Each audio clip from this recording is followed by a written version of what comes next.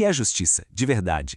E se a nossa ideia mais comum, aquela de que justiça é só distribuir as coisas de forma igual, estiver, na verdade, ignorando o problema principal, hoje vamos mergulhar no trabalho revolucionário da filósofa Iris Marian Young, que nos dá uma lente completamente nova para enxergar e combater a opressão.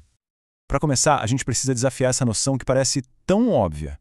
A ideia de que justiça se resume a uma distribuição justa de coisas. A maioria de nós tende a pensar em justiça como uma balança, né? Equilibrando bens, oportunidades. Mas e se o verdadeiro problema não for o que está nos pratos dessa balança, mas a própria estrutura que segura tudo isso? Vamos imaginar o seguinte: dar a todos os corredores o mesmo par de tênis parece justo, certo? Parece. Mas não adianta nada se a pista de alguns é lisinha, asfaltada, e a de outros é uma subida íngreme, cheia de pedras. A justiça que só olha para a distribuição acaba ignorando o terreno do jogo.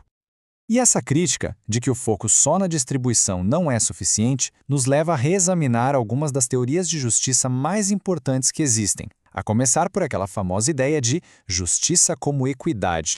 A analogia da maratona mostra isso perfeitamente. Um teórico como John Rawls, por exemplo, focaria em garantir que todo mundo tivesse os mesmos tênis e a mesma água, os tais bens primários. Mas a Jung chega e diz, peraí, isso não basta.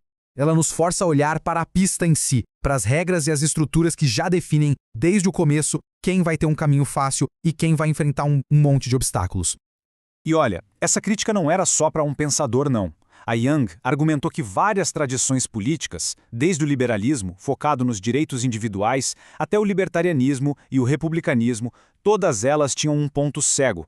Elas simplesmente ignoravam as injustiças que estão no sistema, como a dominação cultural e a opressão estrutural. Então tá, se justiça é mais do que só distribuir coisas, como é que a gente pode identificar e entender a injustiça? É aqui que a Young nos dá uma ferramenta muito poderosa: as 5 faces da opressão. E o ponto-chave aqui é que, para ela, opressão não é só o ato de um tirano, de um governante malvado. Não, é um sistema. É um conjunto de padrões, de hábitos institucionais do dia a dia. Ela identifica 5 faces, ou 5 jeitos diferentes, que juntas criam e mantêm a injustiça. A primeira face é a exploração. Basicamente, é sobre como a energia, o trabalho de um grupo, serve para sustentar o status de outro. E isso não é só sobre dinheiro, é uma relação de poder. Para a gente visualizar isso, vamos pensar na sociedade como se fosse um prédio, um condomínio. A exploração acontece quando o trabalho dos moradores do porão, todo o esforço deles, é usado para manter o luxo e o conforto da galera da cobertura, sem uma compensação justa. É esse o mecanismo que alimenta a hierarquia do prédio. A segunda face é a marginalização. É quando grupos inteiros são, empurrados para as beiradas da sociedade, considerados inúteis para o sistema. A Young achava essa talvez a forma mais perigosa de opressão, porque ela nega às pessoas a chance de participar e de serem reconhecidas. Voltando para a nossa analogia do condomínio, marginalização é quando o prédio em si foi construído de um jeito que simplesmente impede que algumas pessoas consigam entrar. Pensa num cadeirante, por exemplo.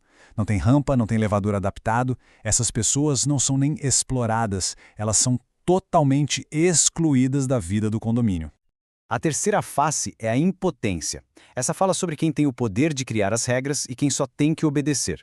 Cria-se uma divisão bem clara entre quem manda e quem só segue as ordens. O ponto crucial aqui é a falta de voz. A grande maioria dos moradores não tem poder nenhum sobre as regras que governam a vida deles ali no prédio. As decisões são tomadas por uma pequena elite, a portas fechadas. As pessoas se tornam objetos das decisões dos outros em vez de serem donas do próprio destino. A quarta face, o imperialismo cultural, é uma das mais sutis e, por isso mesmo, muito poderosa. É uma injustiça que acontece no nível dos símbolos, das normas, das histórias que uma sociedade conta sobre si mesma.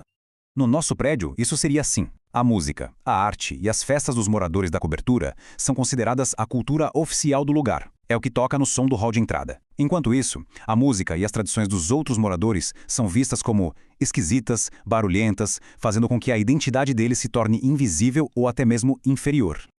E por fim, a quinta face, a violência. E aqui não estamos falando de um ato isolado, aleatório. É sobre uma ameaça que está no sistema, que é socialmente tolerada e que cria um ambiente constante de medo. Isso transforma os corredores do prédio num lugar de medo constante para certos grupos. Eles podem sofrer assédio ou violência só por serem quem são. A violência, nesse caso, não é um desvio da norma. Ela é parte da estrutura que mantém a ordem do lugar. Ok. Com essa ferramenta de diagnóstico tão poderosa em mãos, a pergunta é: qual é a solução? A resposta da Young é o que ela batizou de a política da diferença.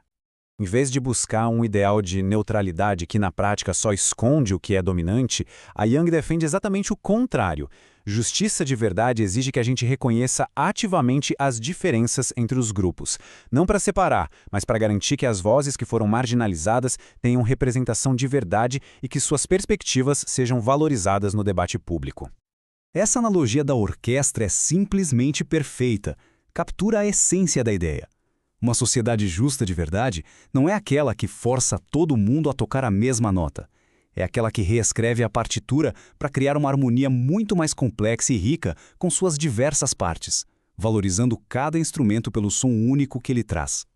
E tudo isso nos leva à grande lição do trabalho da Young, uma mudança fundamental na maneira como a gente pensa sobre o que é, afinal, a justiça. No fim das contas, a lição é esta. Não dá para alcançar justiça só redistribuindo as fichas no final de cada rodada.